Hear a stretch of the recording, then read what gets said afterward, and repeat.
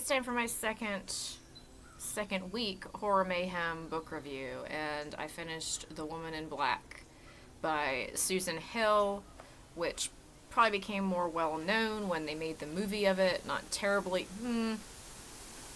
relatively recently, with Harry Potter himself in the lead role. And the book is very, very... I've not seen the movie, but I know the whole synopsis for the movie. And I actually have no interest in watching the movie based off of what they did with the ending and how they sort of changed everything. The book itself is about a solicitor who is young, and he is sent to this house called Eel Marsh House. His name is Arthur. He's just gotten engaged. He is sent to this house that kind of has this weird story about... No one in the town that he's sent to likes this house or wants to talk about this house, Eel Marsh. He is telling the story from the future, where he is an older man. He has a wife and stepkids, and actually it took me a little bit to kind of figure out what was going on in the first chapter, because I didn't realize he was telling it in flashback form, like what was happening here. But he decides that he needs to write down this whole series of events, so he starts telling about this story of when he went to Eel Marsh House to deal with the affairs of this woman named Alice Drablow. And he has to read through all her papers. So he goes to this town, and the people in town are not really... They're very evasive about what's going on in the house and what's happened in the house. So he goes to this funeral of the Alice Drablow. Nobody attends it except him and this other sort of legal person, and this woman that he sees that is dressed in black, who appears to have some sort of wasting disease. And he mentions her to the guy who is there, and freaks him out. He just sort of completely sort of is kind of freaked out and won't talk about this woman dressed in all black. And then he goes out to Eel Marsh House. Everybody's sort of telling him don't stay there overnight.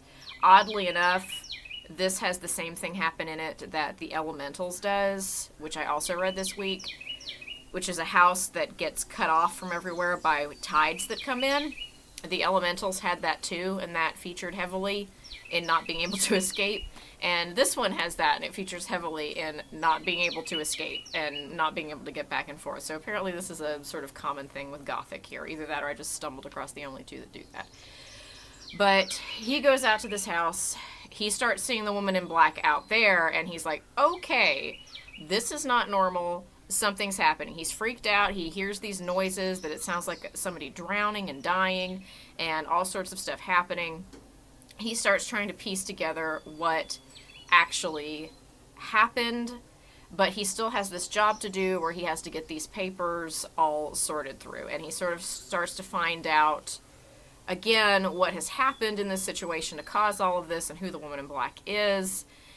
And the whole book just sort of ends, again, kind of cataclysmically, like I said, for the Elementals, ended sort of cataclysmically for the family.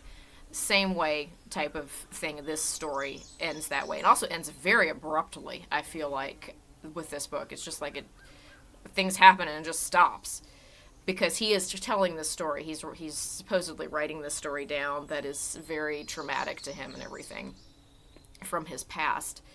So that is what the book itself is about. And the book itself is a very traditional, classic Gothic horror ghost story. You've got the dark house, the isolation, the whole series of events that everything sort of keeps escalating to some sort of big outcome at the end of trying to figure out what the actual mystery is. And that's very much a Gothic thing. I feel like the movie went and turned everything trying to make it into a traditional horror. The traditional jump scares, the traditional... We have this very different ending. We have an actual situation of what was happening in the town, very, very different and much more horrible and involved with many more deaths and things like that. So that to me doesn't really fit. The Woman in Black is one of these things that I'm not sure quite how much I liked it.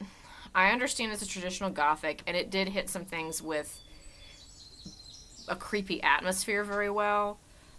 But I've read better haunting books. I've read better Gothic books, I feel like.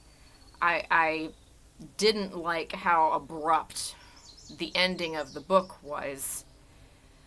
So I kind of understand where people are saying, "Oh, this is a traditional. This does feel much more like an older haunting story, like a La Fanu or something like that. That would go way on back at the turn of the 1800s." But as for it working as scary horror, there are elements to it, but it feels like the ending escalates out of what was happening so severely that it doesn't. I don't know, that the tone changes sort of drastically in what we've just escalated to all of a sudden. It's a much more in the tradition of Jane Austen. It's those type of books. Charles Dickens, this would fit in with them. It feels like one of those. It does not necessarily feel like a modern Gothic. It doesn't feel like Mexican Gothic or some of the other Gothic ones I've read that are recent Gothics. So I don't know. I understand why the movie changed a lot of stuff. I don't like what the movie changed, and I don't necessarily like some of the things that happened in the book either. So it's a fast read. It's one of those situations. It's only like 50 some odd, 150 some odd pages. But I liked the elementals far better, and I think the elementals worked far better as a creep factor than the Woman in Black did. I understand they try to make it a little creepy in it, but the elementals is infinitely creepier just using sand. So there is a difference, kind of how settings are used and how different things are used. And maybe it's because it's in England, and when you talk about marshes and bogs, that's not something that we have around here. Whereas when we're talking about the South and the elementals, I'm very aware of all that and very aware of how beaches are and different things. But I don't know. I'm not as freaked out by marshes and fog. I understand that's probably in England a very different feeling in a different setting. I am a little more creeped out by sand pouring out of people's eyes and some different elements of things like that. So, of the two, I'd say this one is fine if you're looking for the more traditional Gothic horror, but The Elementals was infinitely more enjoyable for me to read and infinitely more of a horror. This is just more of a older set book. It feels more like a Dickens. If we're going to consider this a horror, then we need to consider like the Scrooge as a horror too, with the same sort of thing. Only the absolutely out of nowhere ending.